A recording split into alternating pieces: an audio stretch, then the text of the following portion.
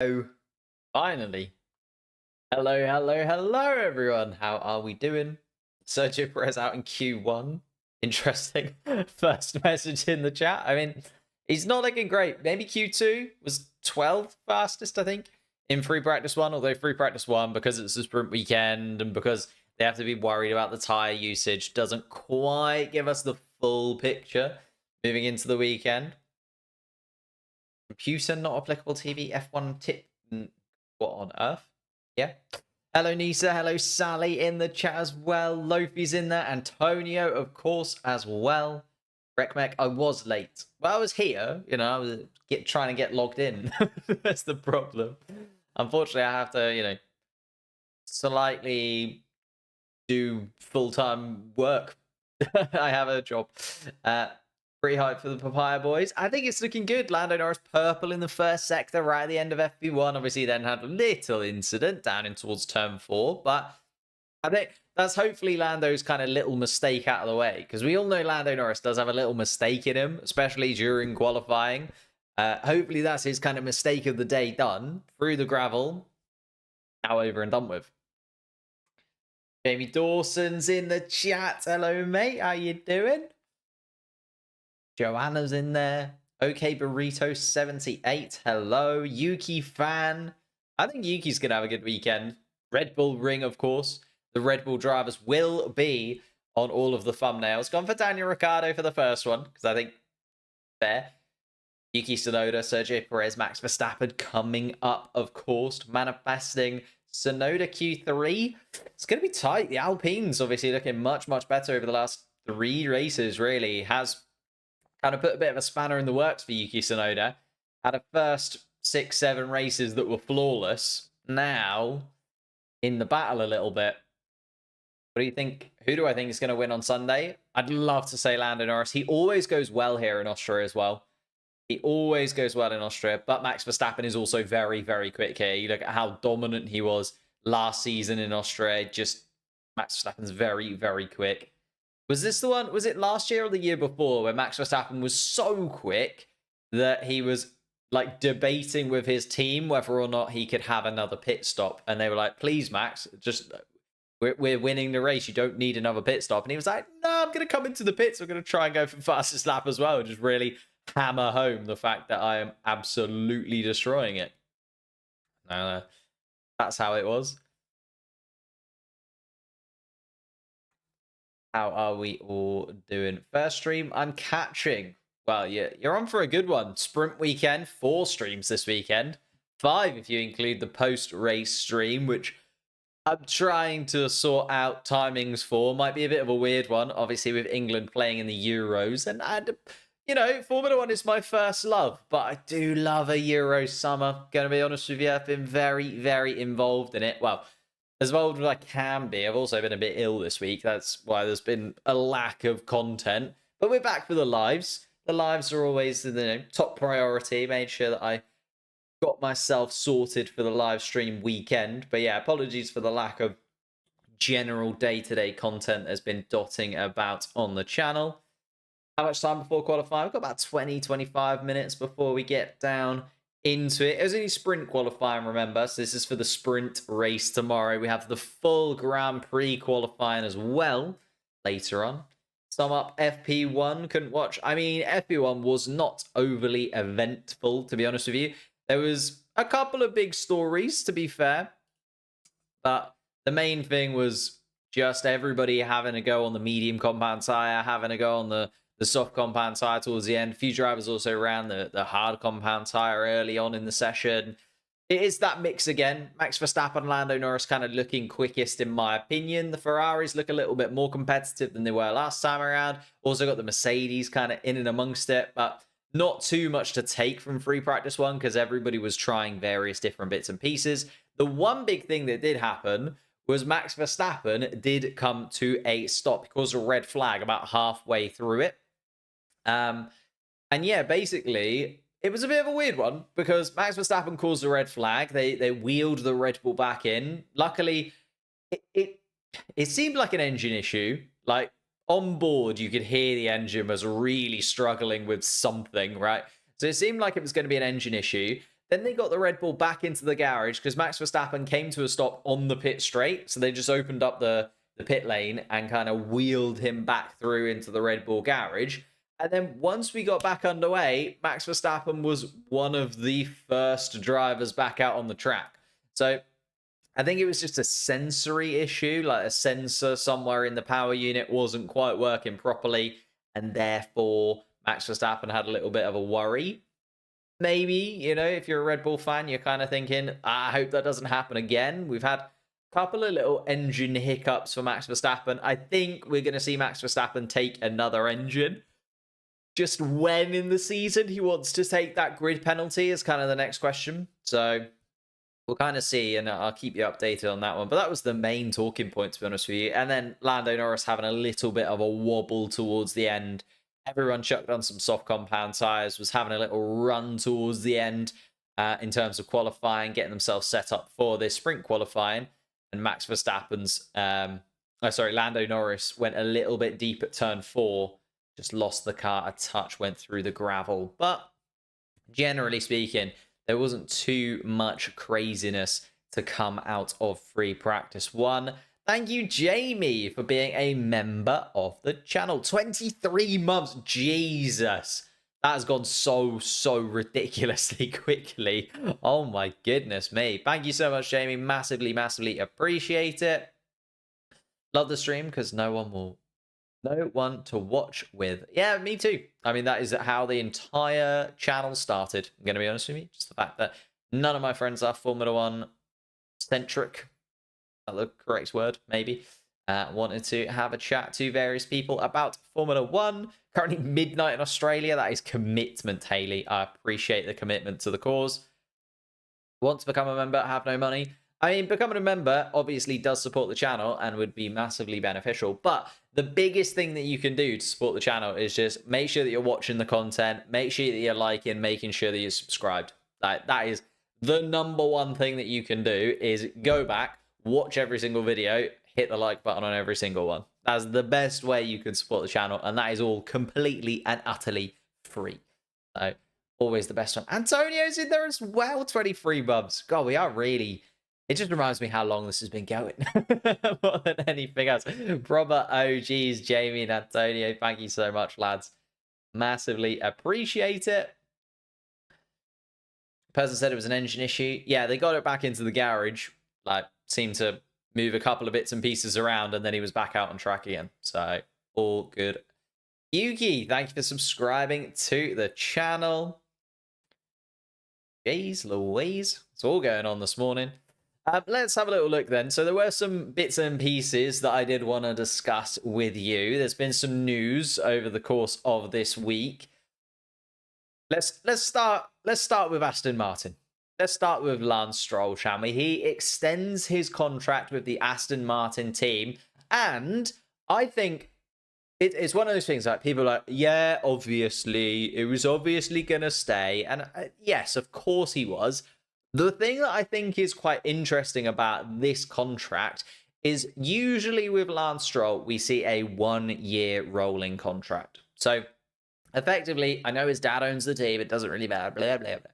But when it comes to Lance Stroll, effectively what happens is every year he sits down with Aston Martin and they offer him the next season. So they would have got together in 2023 and they would have offered him the 2024 season on a 1-year rolling basis.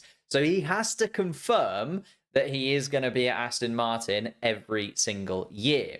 The contract that he has been offered this time around is a 2-year extension. So that guarantees not only is he here for 2025, but going into 2026, the regulation change, the fact that Honda are coming into the team, he is still going to maintain his seat in 2026. I think that's the more interesting part of this.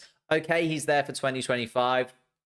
I think that's a little bit kind of null and void. I think we all expected that. The fact that he is staying for 2026 and the fact that Aston Martin are keeping hold of him going into the next regulation cycle, I think is a little bit more interesting. And I think is a little bit more disheartening for Yuki Tsunoda. You know, Yuki Tsunoda was kind of the driver that we were expecting. Maybe when Honda go over there and Honda are now part of Aston Martin, maybe it would be Yuki Tsunoda that would replace Lance Stroll. Now, looking like if Yuki Tsunoda is going to eventually end up in an Aston Martin seat somewhere along the line, it feels like the most natural place for him to move, considering those links to Honda. It does feel like that's unlikely to happen just because of this Lance Stroll thing. And then you're looking at, well, where does Yuki Tsunoda go from here? I don't think he's ever going to get a Red Bull seat. It'd be interesting to see whether he could end up at somewhere like an Alpine. I genuinely feel like Yuki Tsunoda would be a really, really great driver for Williams. Obviously, Williams are kind of looking for a longer-term driver themselves right now. I don't think they want to, stick around for one more year and then get Yuki in for 2026. So, I don't know. I'd love to know what you guys think. What are you guys saying in the chat? Aston Martin, big mistake? That does seem to be the kind of general consensus, I don't think anyone is saying Lance Stroll is massively deserving of this seat. But what he does bring to Aston Martin is the money and the funding that have kind of put them in the position that they are. If you go back a few seasons and you look at Force India were an absolute state for so long. Okay, they were competitive here and there, and they had some good races. I think back to kind of Sergio Perez, Nico Hulkenberg having some really stunning races in Force India machinery. But they were going to go out of business at some point, and we were going to have 9 teams on the Formula One grid. So the fact that Lance Stroll was able to move over there, Lawrence Stroll was able to buy the team, it has kept them in Formula One. And to be fair, Aston Martin are one of the more entertaining teams on the grid. They've gone up, they've gone down, they had a few podiums last year, they then completely threw it away. They're now kind of in that middle mix once again. So I can understand it, but also I think the fact that Lance Stroll is there has been good for that team generally, because otherwise we'd just be looking at a team that I don't even know where they'd be, all over the place, to be honest with you. Guys act surprised that Lance Stroll's re-signed instead of resigned. Yeah. $100 on him getting a contract extension, I would have still lost money. Yuki needs to get out of V-Carb. That's the thing, but where does he go? Where does he go from this position? Because Aston Martin now looks like a closed door. It looks like that Honda. Well, to be fair, Honda never were going to have the same influence that they did at Red Bull. For 2 reasons. First and foremost, Red Bull had 4 seats. So Honda could say, well, we can have one of 4 seats, within your kind of driver academy 2 teams that you've got. And Red Bull at the time were kind of in between lots of drivers anyway. So moving a driver in like Yuki Tsunoda into one of 4 seats was less of a big deal to the team. Aston Martin only have 2 seats. So that's one of the things that I think stops Aston Martin having the power that they do. Secondly, they're more of a customer. So the way that the Honda-Aston Martin relationship is going to work is very different to how the Red Bull-Honda relationship worked.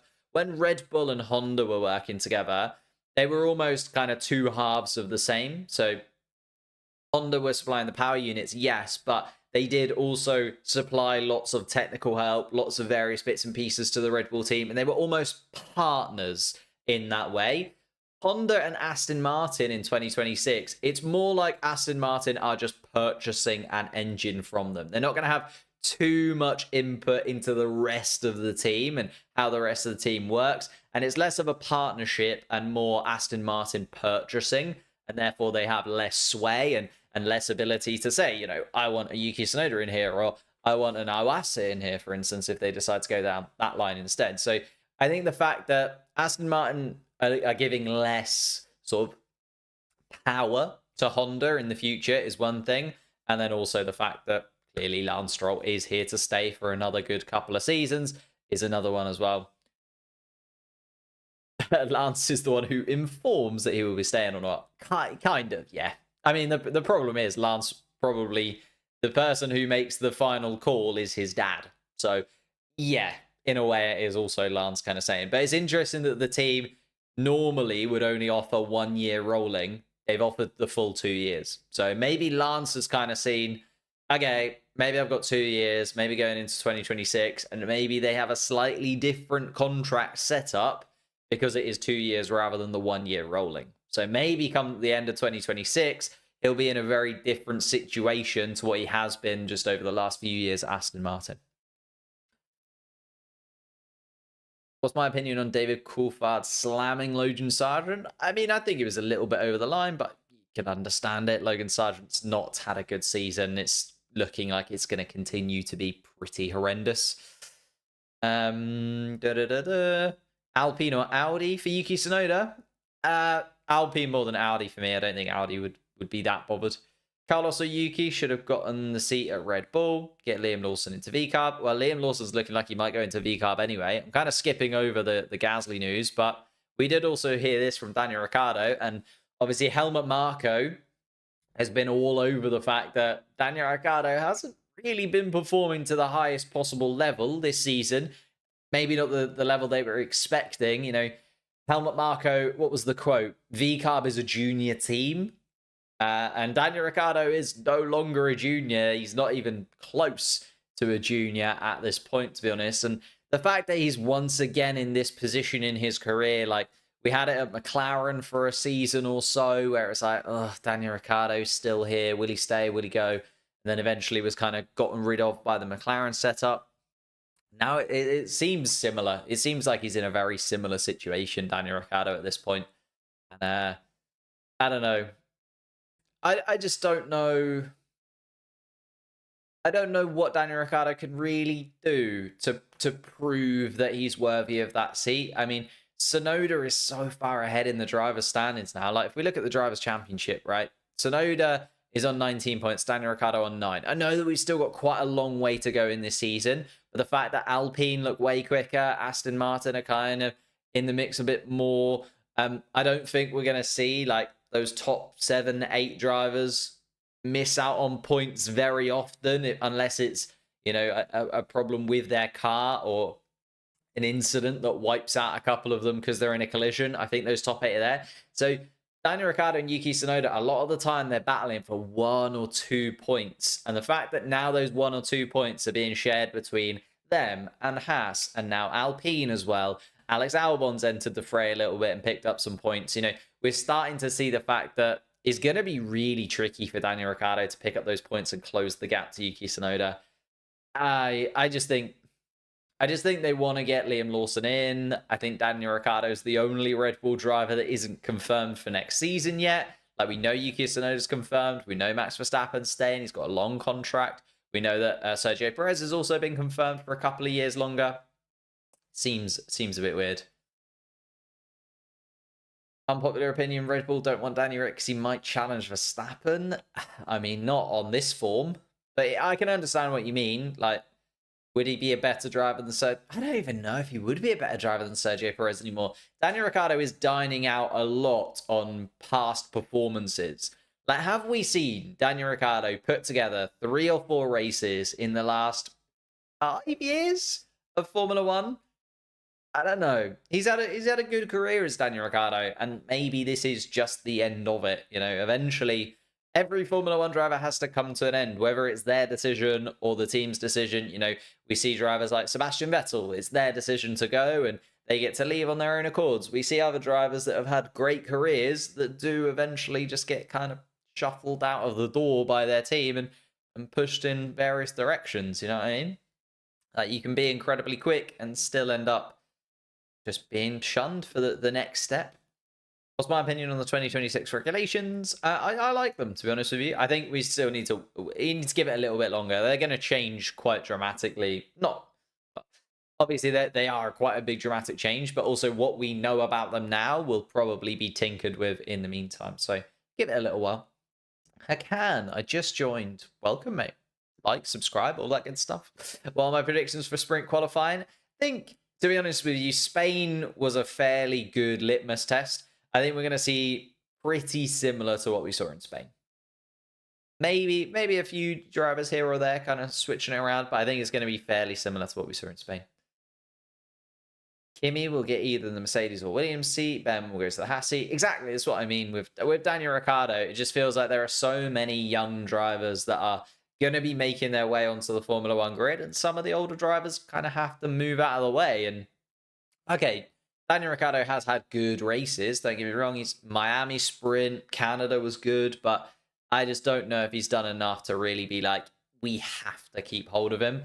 obviously, the only thing you'd say from that side is the amount of money that he brings in, the sponsorships that he brings in, the fact that he is just a great guy for the team to have. You could also argue is a good reason to keep hold of him, but I don't know. It's a tough one for me. Daniel Ricciardo's. I feel like I'm slightly biased in that, as a McLaren fan, I was so excited to have Daniel Ricciardo coming into the team. I genuinely thought like, oh, we've picked up a stunning driver there, and then it never worked out. And I have a little bit of bias there. Sainz actually going to Alpine, yeah, I could definitely see that. I could see that more and more now, actually. I think over the last few weeks, Alpine have really kind of put themselves in the fight for Carlos Sainz. Should hire Sebastian Vettel or Kimi Räikkönen? Oh, no. They're gone. They're done. They're over. Stuff from India. Ooh, lovely stuff.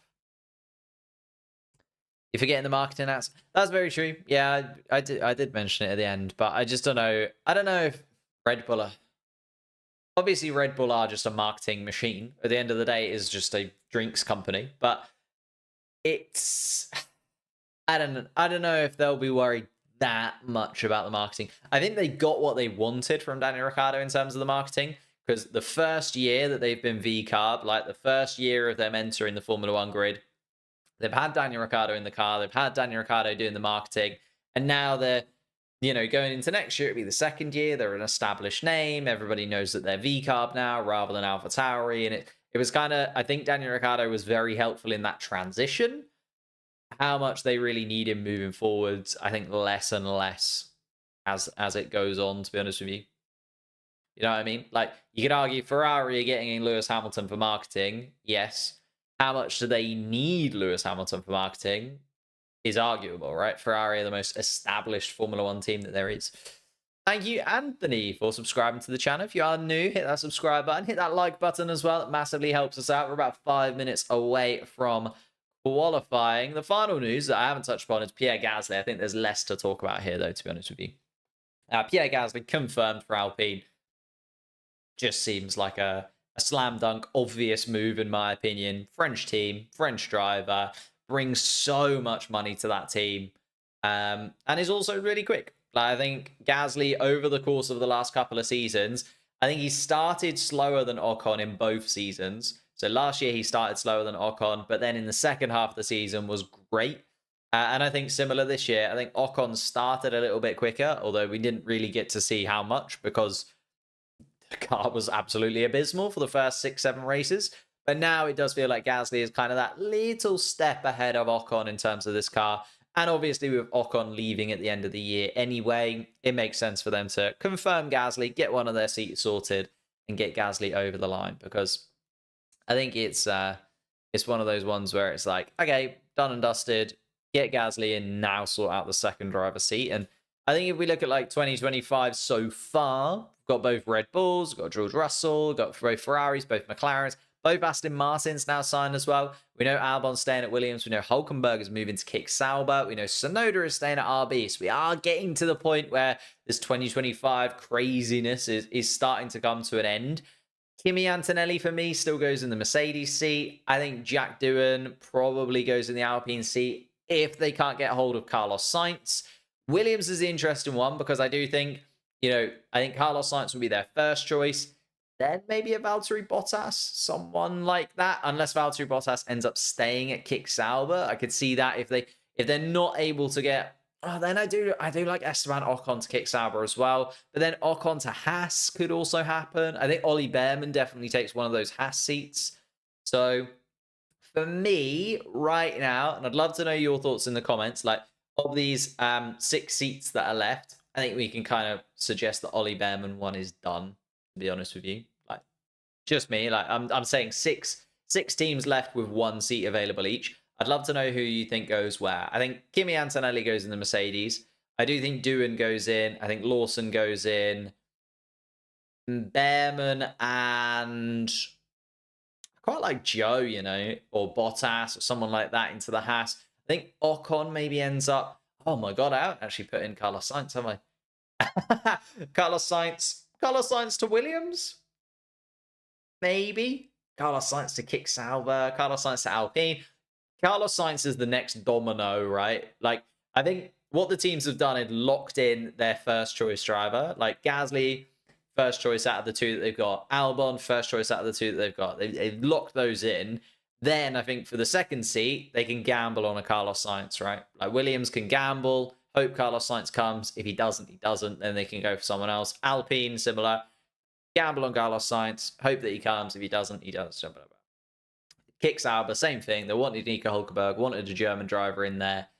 They will want Carlos Sainz. So depending on where Carlos Sainz goes, like if Carlos Sainz goes to Sauber, I think that changes the other two. If Carlos Sainz goes to Alpine, I think that changes the other two. And if Carlos Sainz goes to Williams, I think that changes the other two.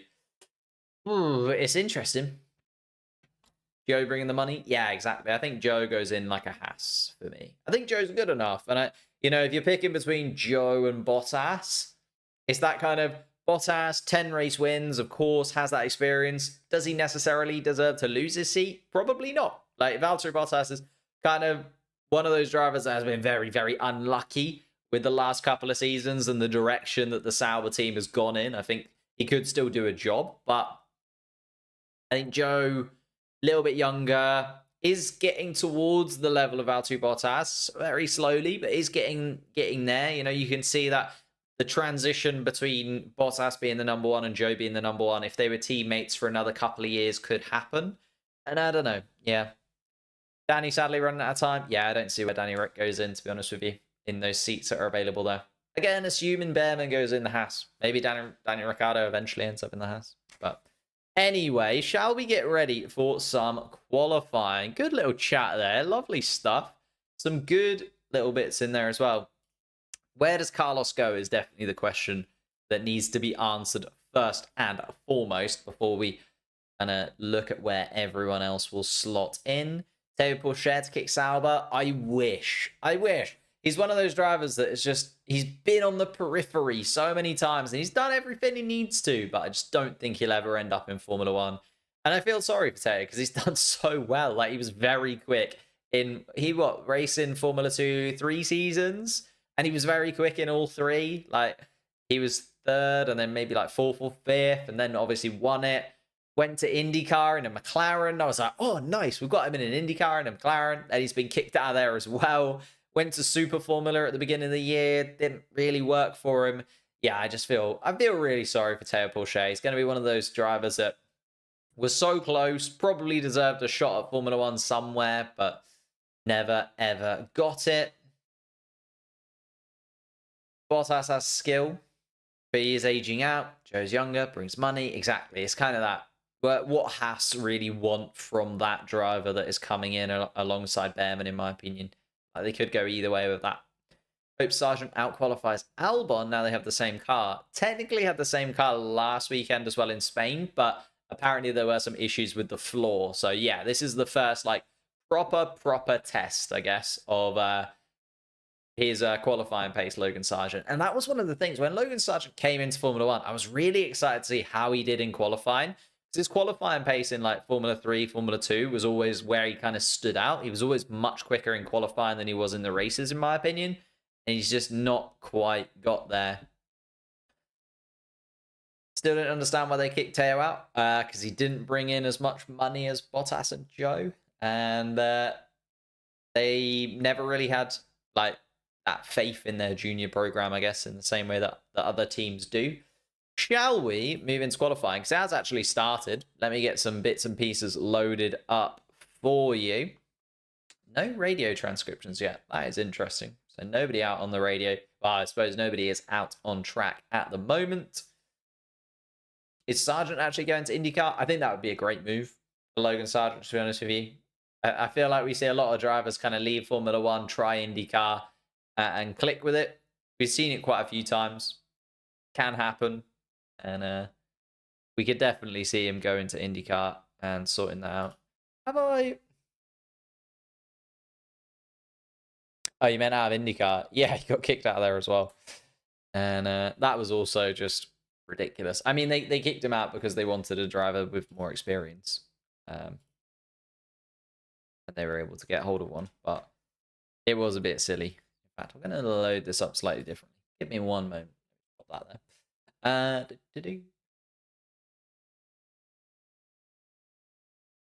I mean, we haven't got any cars on track yet. We're all good.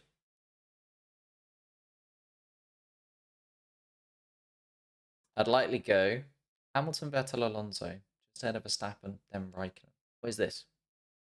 Like recent world champions? Like ranking recent world champions?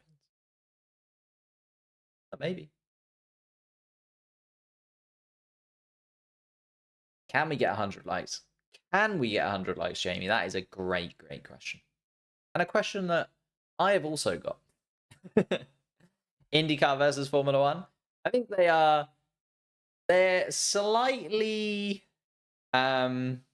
awkwardly kind of put together, but they are very different disciplines. Like, obviously, motorsport's motorsport at the end of the day. And I think just because they're both open wheel, they're both kind of really high standard. Like, IndyCar is kind of the highest standard of open wheel racing in America. You'd argue Formula One is kind of the highest standard of Formula One of open wheel racing, kind of like Europe centric, but also worldwide.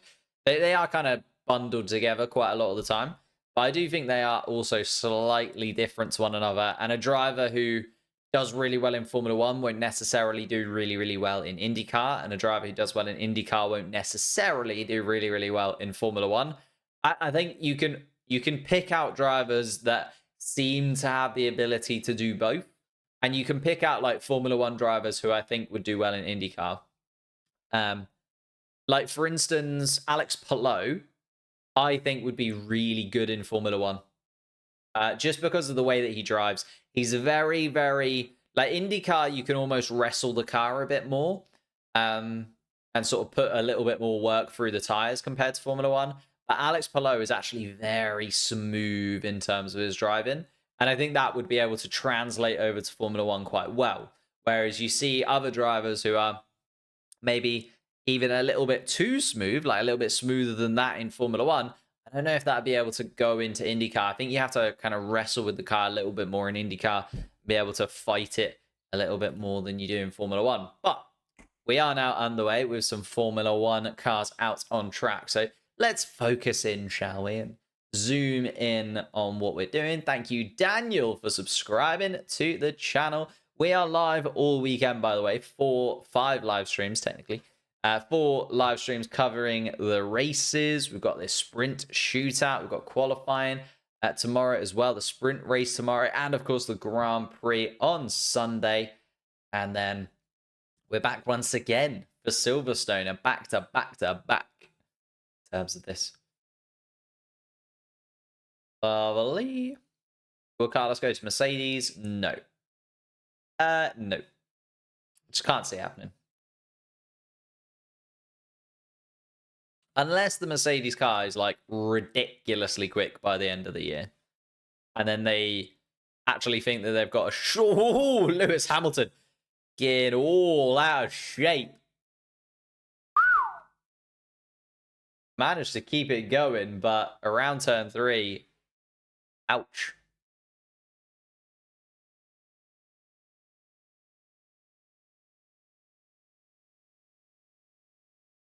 Hamilton will cruise along. Of course, medium tires have to be used in this session, so you have to use a brand new set of medium tires. Interesting, actually, that lots of drivers did run the medium tire during free practice 1. I thought that might be like... I thought there might be more drivers that kind of hold on to their medium compound tire, because I do think they're also going to be quite a good race tire. Interesting that was kind of the idea that different teams had. And don't get me wrong, I'm not a strategist. Lewis Hamilton sets the standard then, a 106.4 and a 106.7 for his ex-teammate Valtteri Bottas behind him. So we are going to get these times tumbling in. Yuki Tsunoda at 106.5. Wow, that is a big radio message from Fernando Alonso. Whatever they're chatting about.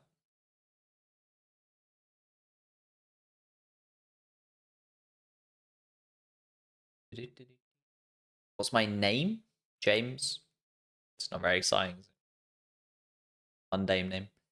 Lewis Hamilton track time deleted then for that incident. Obviously went just wide enough that he had that track time deleted for going over the limit. Russell goes quickest. Carlos Sainz slots in just behind him. Carlos Sainz actually quickest in the middle sector, though, in the Ferrari. Lando Norris now coming around in the McLarens.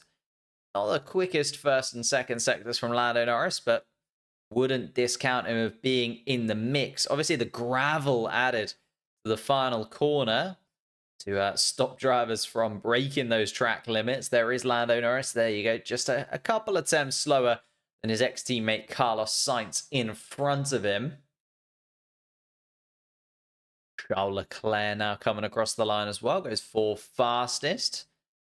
So we're starting to see then. So the Mercedes, Ferraris, McLarens, they're in the mix with one another. Lando Norris, couple attempts off Sainz. Sainz 0.02 of a second off George Russell. So they're the top three at the moment. Verstappen is making his way around, although Verstappen not quickest in the first two sectors. Ocon has put in a really stunning lap there. Sixth fastest so far. There is Verstappen, goes quickest. Fastest of anybody, but it was that final sector where he really made it count. Purple in the final sector, but only green in the first two from Max Verstappen. 105.6. Less than a tenth, though, ahead of George Russell, who's made his way back into the pit lane. Here come the two Aston Martins. Lance Stroll is going to come across the line first for the Aston Martin team, followed by Fernando Alonso. I know that is completely wrong. Fernando Alonso is going to come across the line first. Stroll then behind him. Fernando Alonso 14th fastest on those medium tyres. Nothing to write home about, especially as Lance Stroll comes across the line and goes 5th fastest. Enters the mix. There's an Aston Martin splitting a McLaren and a Ferrari. Perez, Piastri will also be looking at that and thinking, hang on, you're not supposed to be there. Here comes Logan Sargent. 12th fastest overall, quicker than Alex Albon by a considerable margin as well. I can't remember who it was now that said they wanted to be looking out for Logan Sargent versus Alex Albon. They're now in the same Williams car. Oh, there was that Lewis Hamilton incident. That was where he was done for track limits into the gravel, and those medium tyres are not going to be very nice. Ooh, and Zhou Guanyu also did the same thing. Dipped his tyres in the gravel. Missed that when it was live, but there's a replay of it. And Zhou Guanyu had his lap time deleted as well. Although, once you kind of dipped your tyres in the gravel, even though your lap time's deleted, it's not going to be a lap time worth thinking about. Here comes Lewis Hamilton on another outlap then in the Mercedes car. 2 minutes and 30 seconds left on the clock. It's Fernando Alonso, Alex Albon, Daniel Ricciardo, Lewis Hamilton, and Zhou Guanyu who are the drivers that need to have a little think and try and find some pace. Fernando Alonso, 11 positions down on Lance Stroll is not something that we've become accustomed to seeing. 8/10 down on his teammate as well. Lance Stroll celebrating, obviously, getting that Aston Martin contract and maybe just stepping up the gears a little bit.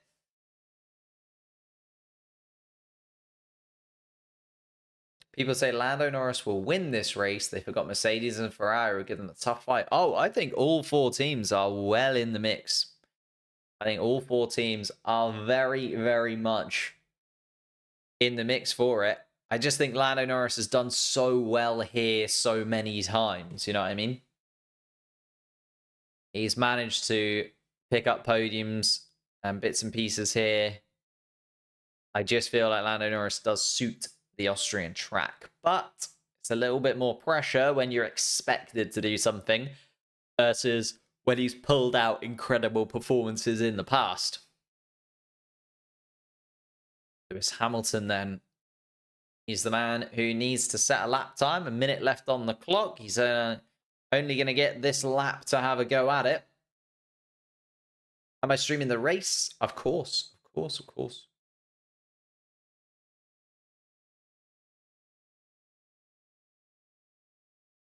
Lewis Hamilton obviously coming off the back of his first podium of the season, you'd think would be buoyed by a little bit of a positivity. He's got to get around a little bit of traffic through the middle sector as Lewis Hamilton. There's Ocon and Joe and Verstappen and Piastri all kind of in there. Gasly's being overtaken by Lewis Hamilton as well. It's getting very, very busy out on track.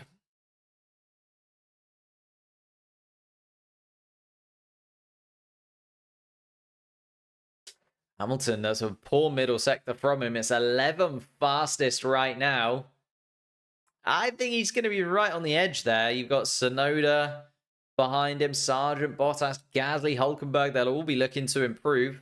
In fact, Albon is coming around the final couple of corners. Albon DRS open, only 15 fastest. I don't know if that's going to be good enough. In fact, it isn't good enough as Nico Hulkenberg comes across the line and goes 13th fastest. Fernando Alonso in front of Hamilton goes 11th fastest overall. Takes the checkered flag. And that puts Hamilton in 12th place. Tsunoda and Ricciardo also under a little bit of pressure now that Sargent has jumped up into 13th. Albon is going to be out of it. Oh, and Sargent has gone wide in the final sector. Cause the yellow flag. Oh, no, sorry. I think that is Yuki Tsunoda. Got all out of shape in the final sector. And Tsunoda's only 14th fastest. Daniel Ricciardo 15th fastest. Gasly 19th then. Can Gasly improve? Yes. Goes 11th fastest. And that puts Daniel Ricciardo out. And Ocon stays at 9th fastest overall. Just checking the deltas. I think that is everybody. And it's Daniel Ricciardo, the man on the thumbnail. And I've absolutely ruined that then. Hamilton on the radio thought he was out. But no, just sneaks through 13th place for Lewis Hamilton. And there you go then. Daniel Ricciardo, 16th. Nico Hulkenberg, 17th. Valtteri Bottas in 18th. Alex Albon in 19th place. And Zhou Guanyu in 20th will be the 5 drivers that we lose from the first qualifying session of the weekend. Here's a replay of what happened to Yuki Tsunoda just coming out. Oh! Wow. Went onto the gravel and threw his car around. Jeez Louise. That was very, very close from Yuki Tsunoda. Luckily there, even though there is the gravel there, there's a lot of nice runoff area beyond it. And Yuki Tsunoda losing out there. Zhou Guanyu, they said Zhou Guanyu in the commentary, that's what I said.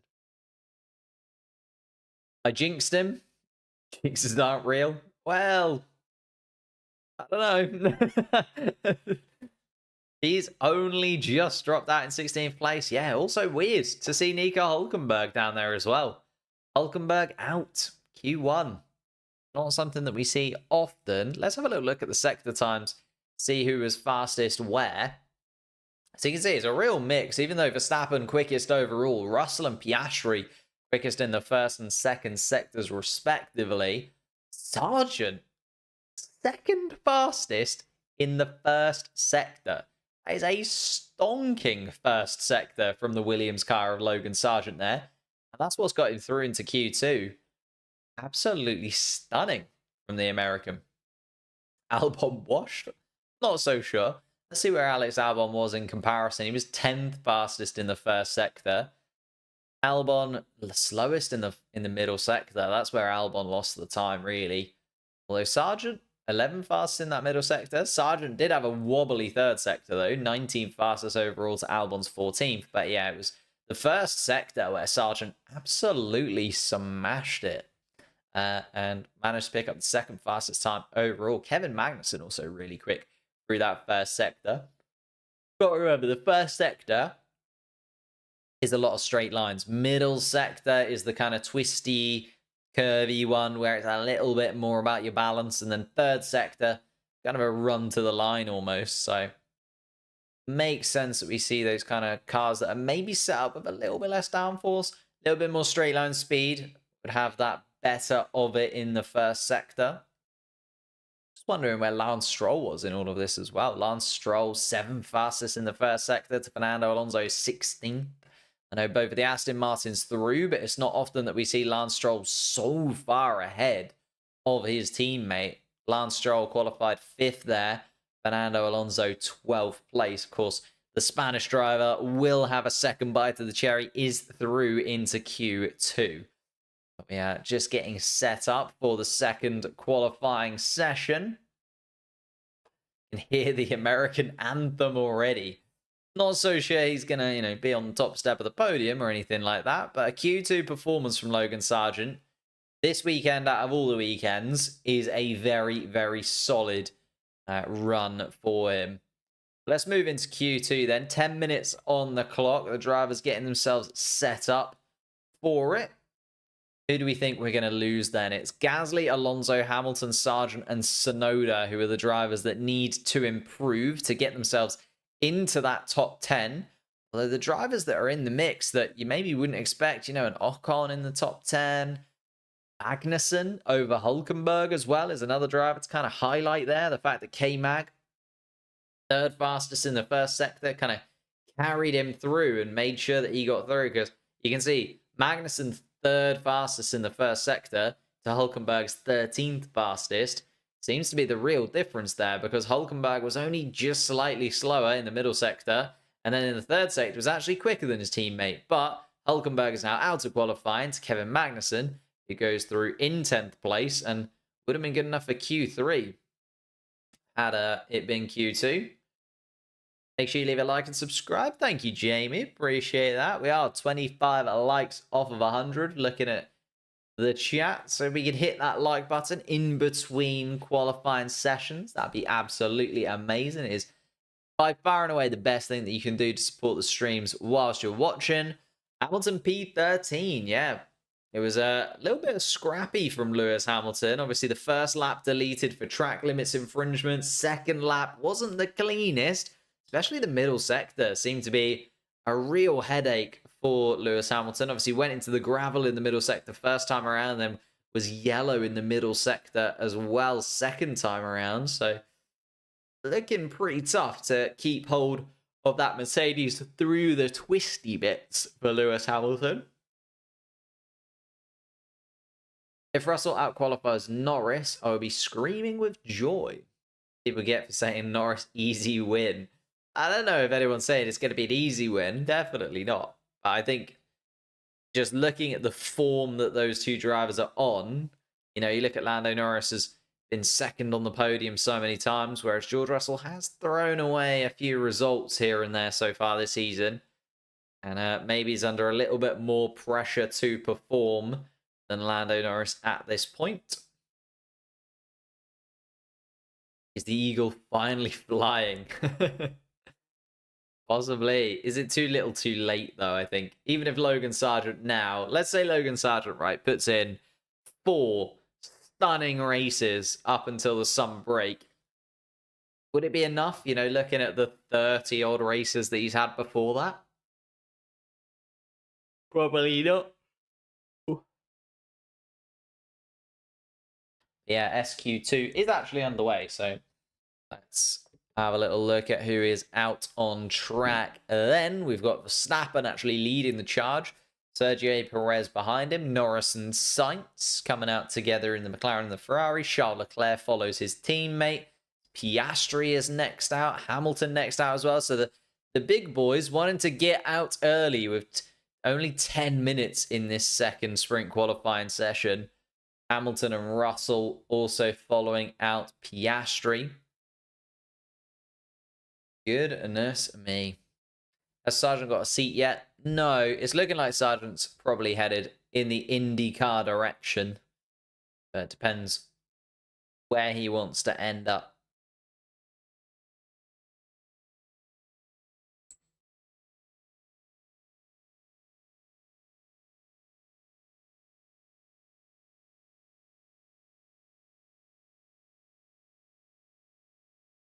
None of the other teams coming out is a bit weird. We've got the top 8 drivers in the Drivers' Championship out on track. the 4 big teams going through it early. Maybe just the other 7 cars just kind of thinking, we're not really in this fight. We're kind of trying to sneak through into Q3 if possible. At the same time, the likelihood of scoring points in the sprint is very, very low because obviously only the top 8 drivers score points in the sprint race. There are 8 drivers in the top 4 teams, so you would assume that this is going to be the 8, right?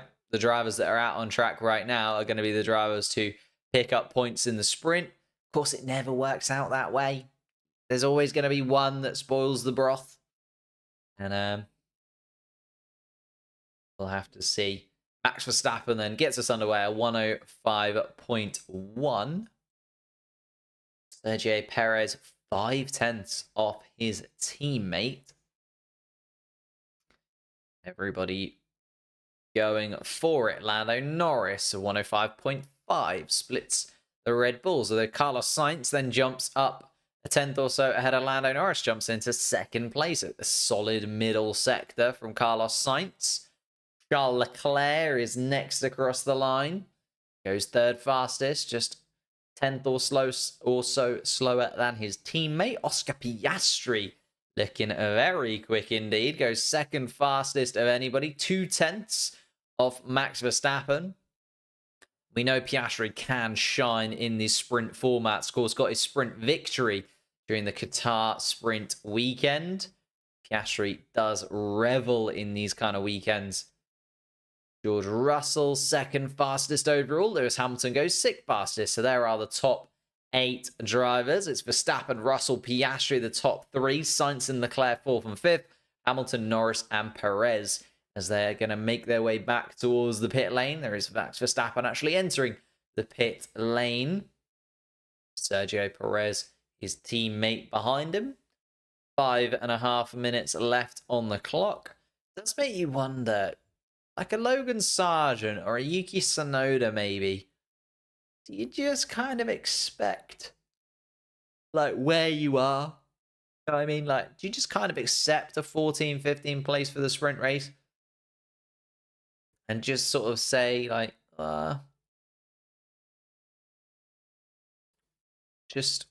I'm trying to think, like, do you just, like, hold on to a set of medium tyres? I think the medium tyre is going to be so valuable in the race.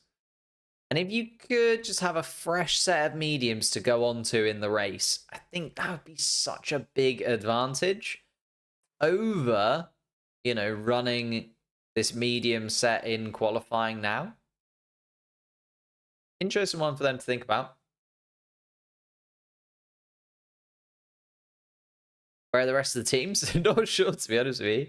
I think they're just kind of waiting and going for one run rather than 2.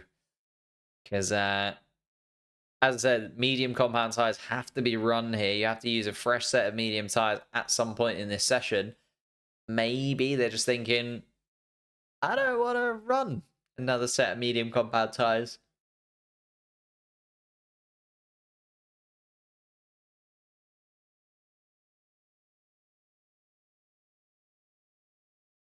I'm already subscribed and like the video. Now what? Now just sit back, relax. You've done it.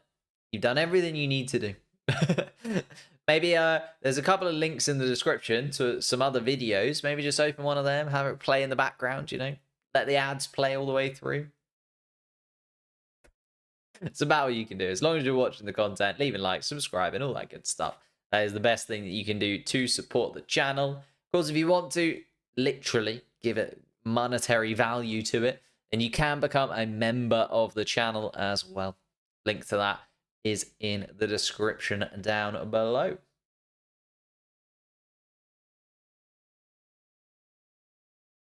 Here we are then. Finally, Lance Stroll, Esteban Ocon, Yuki Tsunoda, Pierre Gasly coming out onto the track.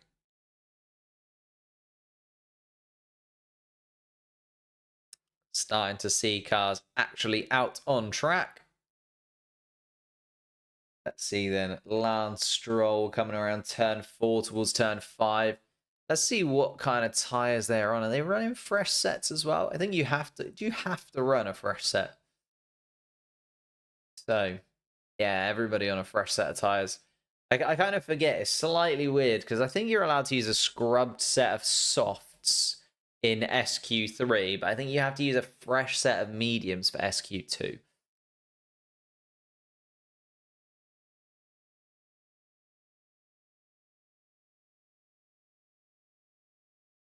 Ooh. Oscar Piastri saying on the radio, not sure he's got anything in the tank on the medium tyre. So that might be it for Oscar Piastri. Might not want to go out again. To be honest, we might not see any of the top 8 drivers come out again. Well, actually, Sergio Perez has come out. I suppose he is the slowest of them, in fact, by a considerable margin, kind of nearly 5 tenths off of his teammate. But maybe we'll see the rest of the teams just kind of style it out a little bit, see what the other teams are going to do. I think Lando Norris is probably going to have to come out too. Lewis Hamilton, 3 tenths off the pace. I don't know. I think Lewis Hamilton might be able to risk it, you know. Well, they're going to have to decide pretty soon. Minute on the clock. Is Lewis Hamilton going to blink? Yes, he is. So Hamilton is going to come out. I think maybe the Ferrari of Leclerc or Sainz too. I'd be interested to see how many of those top 8 drivers do come out. I don't think Piastri, Russell, and Verstappen will. Carlos Sainz possibly not either. Oh, there is Leclerc as I say that. Lance Stroll, 1.58. Esteban Ocon then comes across the line, goes 9 fastest. This is the kind of battle between the back teams, isn't it? Yuki Tsunoda is going to be next. It's only 11 fastest in the RB, so that's going to be him done and dusted, I think. Kevin Magnussen has just gone quickest of anybody in the first sector. There goes Pierre Gasly dropping Lance Stroll into the bottom 5. Fernando Alonso and Logan Sargent currently on laps as well. Fernando Alonso, 12th fastest though. Sargent only goes 14th fastest. Kevin Magnussen's the one to kind of keep an eye on though. Purple in the first sector. Green in the middle sector from Kevin Magnussen as well. It's an improvement from the Haas driver. He's just coming around the final bend. And it's only 11th fastest. Not quite enough for Kevin Magnussen, and Sergio Perez is kind of backed off now. You can see in that middle sector. Lando Norris too. I think they were just kind of covering their bases, the top teams. But it is Ocon and Gasly who will join the big top 8 you would expect to see, with Kevin Magnussen starting in 11th place. Lance Stroll and Fernando Alonso side by side in the Aston Martins, 12th and 13th. Yuki Tsunoda in 14th, and Logan Sargent will start in 15th place. So that is how it is rounded out in Q2. No real surprises there, if I'm honest.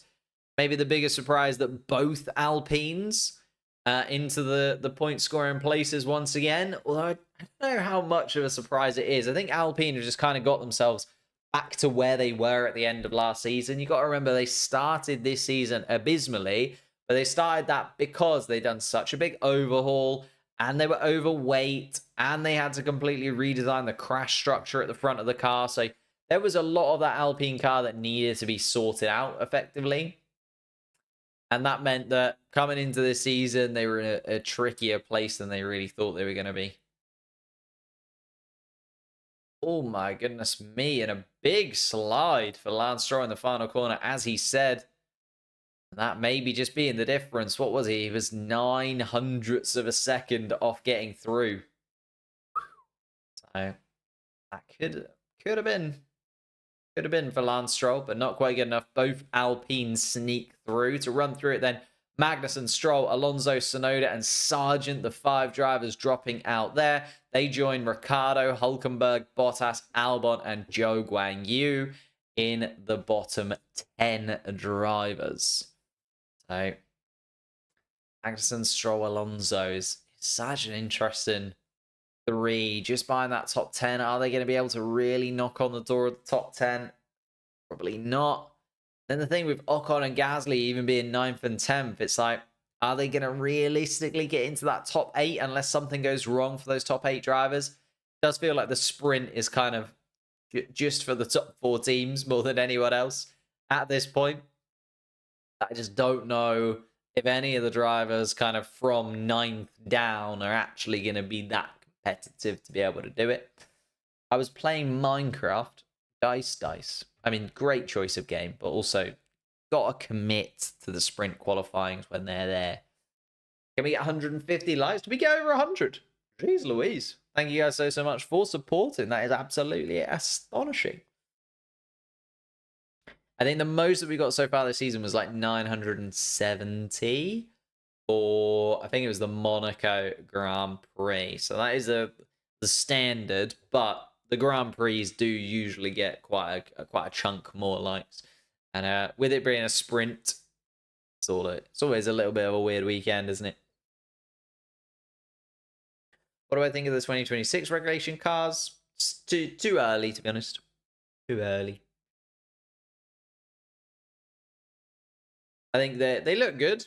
It's too early to really judge them at this point. There's going to be a lot of changes within the next couple of years.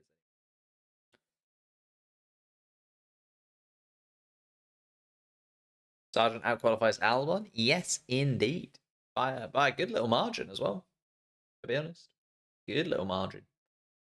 Weather conditions, all good. No rain expected.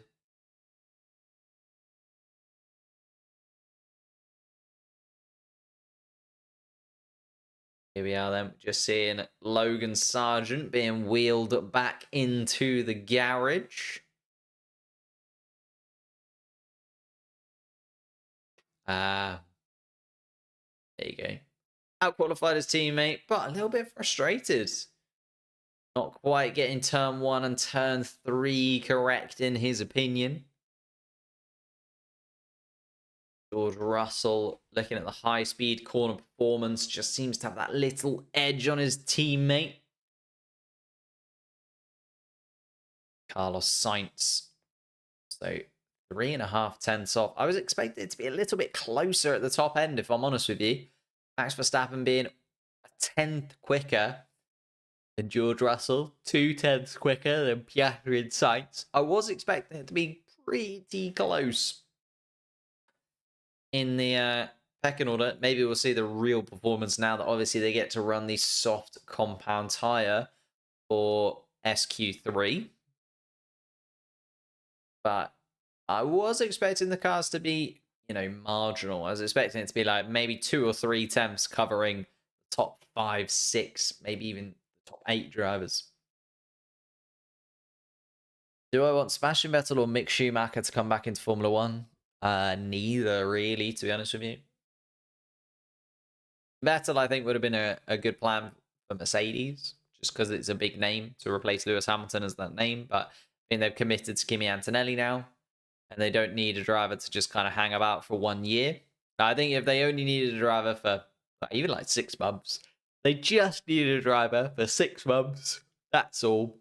Sebastian Vettel would be great. Mick Schumacher, just don't see where he goes. He never really showed enough quality to justify his position on the grid, in my opinion.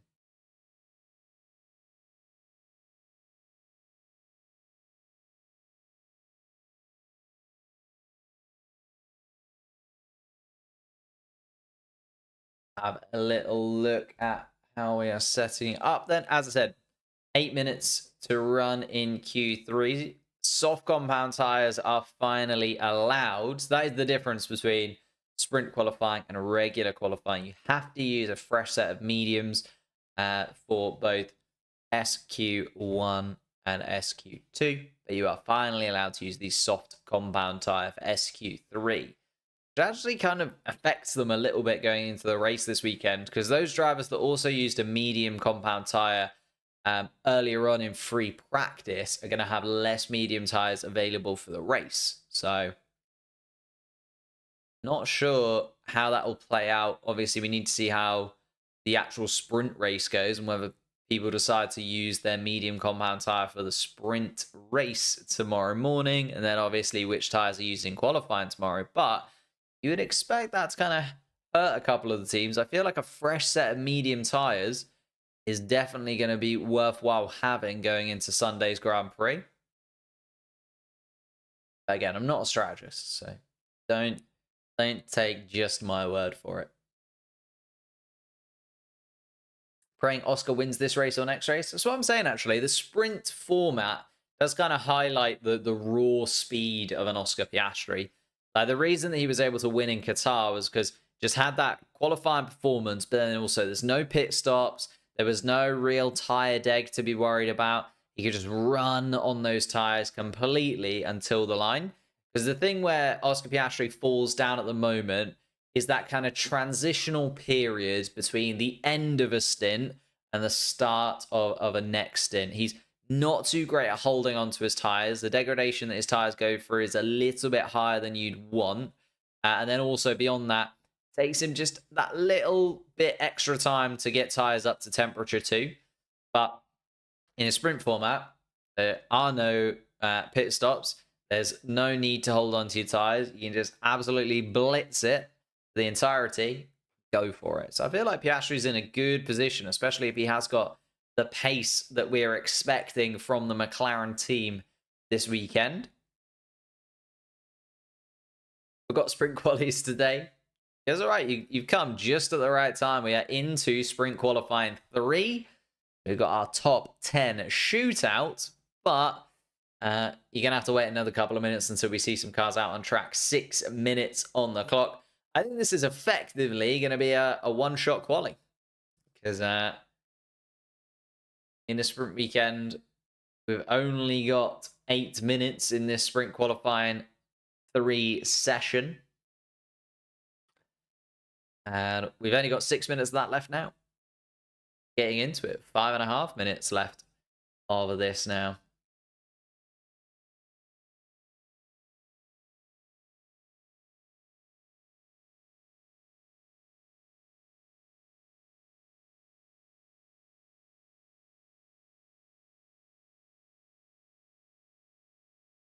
Five and a half minutes on the clock, still no cars out on track. Not just saying nothing for the sake of it. Unfortunately, it is a little bit quiet out at the Red Bull Ring, and the fans waiting, watching, hoping that they will see a car soon. Oh, and maybe, just maybe, or are they just cheering because they're on the screen? They're just cheering because they're on the screen. Still no cars out on track. 3 minutes gone of sprint qualifying 3. Sprint quali should only be 1 session of 15 minutes. That'd be interesting, to be fair. I feel like you could swap around kind of how sprint qualifying works a little bit.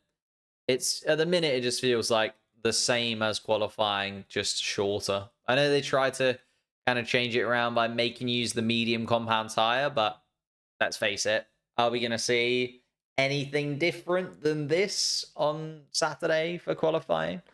Probably not. I'd expect the top 8 to still be that top 8. I'd expect the Alpines, the Hasses, the Aston Martins to kind of be up there, you know?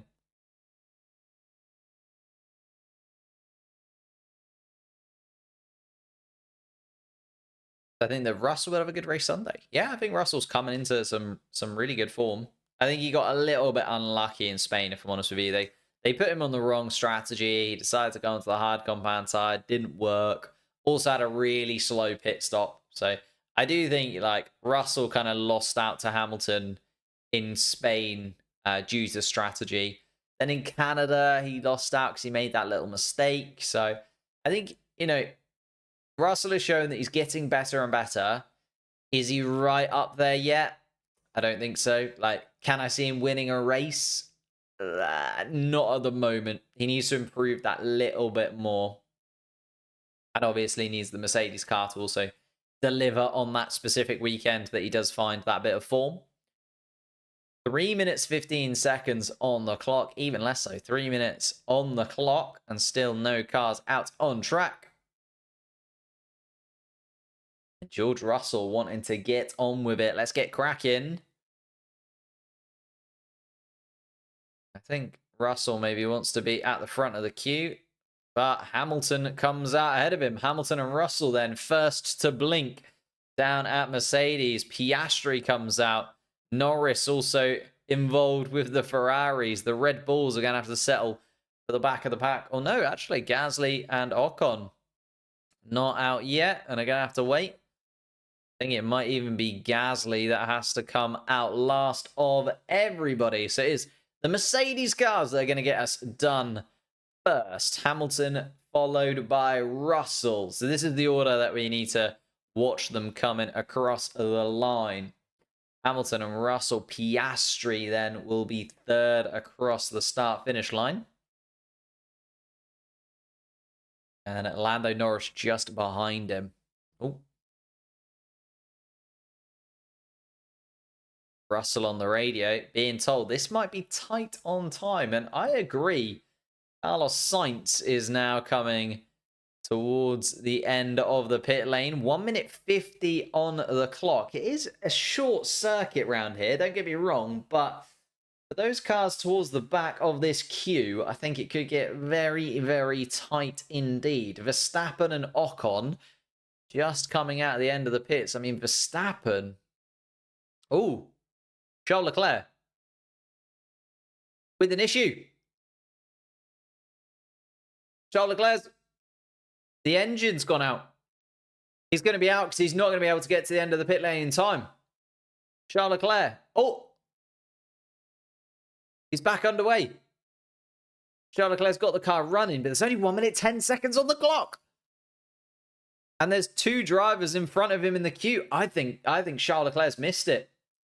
I think Charles Leclerc, unfortunately, with that issue, is going to have missed out. Perez and Gasly are also going to be close to the button, to be honest with you.